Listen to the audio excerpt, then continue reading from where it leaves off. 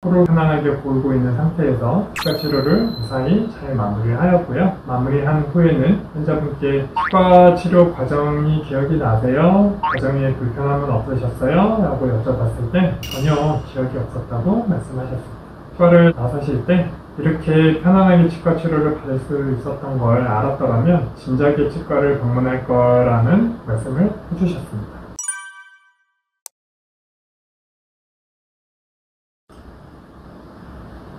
안녕하세요. 진짜 치과 이야기 손선보 원장입니다. 오늘은 수면 임플란트, 수면 중지 치료, 수면 사랑니 발치, 수면 치료에 대해서 설명드리고 수면 치과 선택할 때 고려해야 되는 상황에 대해서 말씀드리겠습니다. 수면 치료라고 하는 것은 정식으로 의식화 진정법, 즉 의식이 있는 상태에서 진정을 시킨다라는 의미입니다. 사용하는 약물은 정맥 확보를 한 후에 약물을 이용해서 잠에 들게 하는 것이죠. 필요한 만큼 빨리 잠이 들고 필요한 만큼 잠에 깊게 들고 또 필요한 만큼 잠에서 쉽게 깨야 합니다. 현재 기준 이러한 안정성을 확보를 하면서 쉽게 잠이 들고 쉽게 깊이 들며 쉽게 잠에 깨는 약물로 레미마졸란이라는 성분의 과액 확보가 특광을 받고 있습니다. 의료진이 환자의 정맥로, 보통 상완이라고 해서 팔뚝을 활용을 하는데요. 정맥 혈관을 잘 찾아서 정맥로를 확보를 한 후에 수면 약물을 주입을 하게 됩니다. 환자의 신체 조건 그리고 기저질환 그런 것들을 고려를 해서 주입 양이라든지 주입 속도 그리고 반응을 보면서 주입을 하게 되는데요. 이때 반드시 모니터링 장비를 통해서 환자의 혈압이라든지 맥박 그리고 산소 포화도를 주의 깊게 살펴봐야 됩니다. 아무리 안전한 약물이라 할지라도 응급 상황으로 빠질 수 있는 상황이 발생할 수 있기 때문에 반드시 의료진이 모니터링을 해야 합니다. 그 이후에는 통법대로 치과 치료를 수행하게 되는데요. 수면 시간이 대략 30분에서 40분 정도이기 때문에 정해진 시간 안에 정해진 치과 치료를 마무리하기 위해서는 의료진의 실력 또한 굉장히 중요한 요소겠죠. 따라서 사전 계획대로 순차적으로 치료가 잘 되는 것 역시 굉장히 중요한 포인트입니다. 실제 저희 병원에서 진료를 하고 있는 동영상을 한번 보실 건데요. 치과에 C자만 들어도 온몸이 떨리고 불안하고 치과 공포증이 심하셨던 환자분입니다. 정말 용기를 크게 내어 치과 방문을 하셨는데요. 정맥로 확보 후에 적절하게 약물을 주입하고 환자분이 코를 고는 신호를 보냈을 때 비로소 치과 치료를 시작을 하였고요. 환자분은 영상에서 보시는 것처럼 코를 골고 있습니다. 코를 편안하게 골고 있는 상태에서 치과 치료를 무사히 잘 마무리하였고요. 마무리한 후에는 환자분께 치과 치료 과정이 기억이 나세요? 과정에 불편함은 없으셨어요? 라고 여쭤봤을 때 전혀 기억이 없었다고 말씀하셨습니다. 치과를 나서실 때 이렇게 편안하게 치과 치료를 받을 수 있었던 걸 알았더라면 진작에 치과를 방문할 거라는 말씀을 해주셨습니다. 수면 진료가 필요하신 분들은 치과 공포증이 심하시거나 아니면 소음이나 진동 그리고 물이 나오는 거에 대한 거부감이 강하신 분들이나 구역 반사라고 해서 입안에 무언가가 들어갔을 때 구역질을 유발을 하는 환자분 같은 경우에는 수면 진료가 좋은 도움이 될 것입니다. 수면 진료를 하고 있는 치과가 점점 증가세에 있는데요. 이러한 치과 선택할 때 살펴봐야 될 점들을 말씀드리도록 하겠습니다. 첫 번째 체크리스트. 정맥 확보를 의료진이 직접 하는가입니다. 아무래도 여러 번 찔러서 상처를 내거나 혈관이 터져서 멍이 들거나 아니면 원칙을 지키지 않아서 혈관염이 생기거나 하는 것보다는 능숙한 의료진이 한 번에 정맥 확보를 하는 것이 좋겠죠. 두 번째 체크리스트.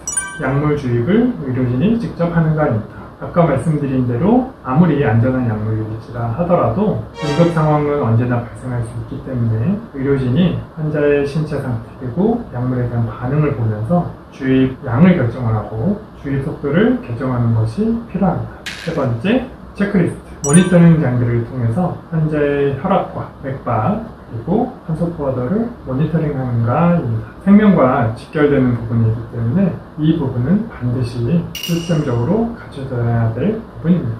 네 번째 체크리스트. 바이파보라는 약제는 해독제라는 약물이 존재하기 때문에 응급시에 사용할 수 있도록 해독제가 구비되어 있어야 응급 상황에 대비할 수 있습니다. 따라서 해독제가 구비되어 있는가를 꼭 확인하셔야 합니다. 다섯 번째 체크리스트. 낙상 예방을 위한 장비가 있는가입니다. 만약에 잠에 깊게 들었을 경우에는 경우에 따라서 치과 진료 의자에서 굴러떨어질 수 있습니다. 그렇게 될 경우에 골절이나 타박상, 그리고 불필요하게 상처를 입게 되는 경우가 있는데요. 이런 경우를 대비해서 진료 의자에 일체형으로 결박대라고 하는 장비가 있습니다. 화면에서 보시는 것처럼 이 부분이 결박대인데요. 환자가 누워 계시고 잠에 들어있는 경우에 결박대를 이용해서 팔을 묶어주고요. 몸통을 붙잡아줘서 낙상하지 않도록 하는 장비입니다. 이런 장비가 있다면 낙상 예방에 굉장히 효과적이겠죠. 여섯 번째, 체크리스트. 회복실이 구비되어 있는 치과인가입니다. 아무래도 잠에 깊게 들었다가 잠에서 깬 경우에는 우리가 비몽사몽해서 정신이 몽롱한 경우가 있는데요. 경우에 따라서는 어지럽고 걷기 힘든 상황이 연출될 수 있습니다. 이런 경우에는 급하게 귀가를 하지 마시고 치과에 잠시 머무르면서 회복할 수 있는 시간을 갖는 것이 좋은데요. 만약에 누워 있을 수 있는 회복실이 있다거나 안마의자가 있어서 편하게 휴식을 취할 수 있다고 하면 별 나위 없이 좋겠죠. 일곱 번째, 체크리스트.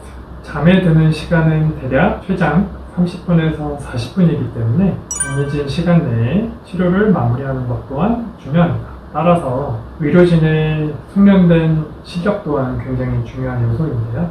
정해진 시간 내에 정해진 치료를 말끔하게 해결할 수 있는 의료진의 실력이 있는지 꼭 살펴봐야 됩니다.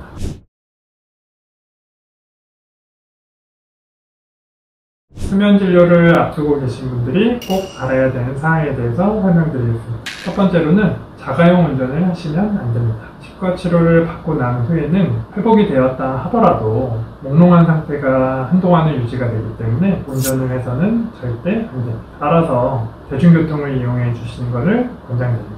두 번째, 한 끼 정도 식사는 거르고 치과에 방문하셔야 합니다. 요즘은 약물의 발전으로 인해서 구토 증상을 발생하는 약물이 많이 줄었지만 혹시 모를 상황을 대비해서 식사를 많이 하고 오시는 경우에는 당일 수면 진료를 하기가 어려울 경우가 있습니다. 따라서 안전하게 한 끼 정도 식사는 비우고 치과 진료에 임하시는 것이 좋겠습니다. 세 번째는 여성분들 손톱에 네일이나 겔이나 부착을 하고 계신 분들이 종종 계시는데요. 앞서 말씀드린 안전 측면에서 모니터링 장비를 통해서 산소 포화도 측정을 손톱으로 측정을 하기 때문에 손톱에 어떠한 부착물이 있을 경우에는 산소 포화도 측정이 어렵습니다. 따라서 모든 손톱을 다 지울 필요는 없지만 하나의 손가락에 있는 장신구 정도는 지우고 방문해 주는 것을 추천드립니다. 오늘 수면 진료에 대해서 다양한 내용을 소개해 드렸는데요. 도움이 되셨으면 좋겠고 다음에는 더 나은 정보로 찾아뵙겠습니다.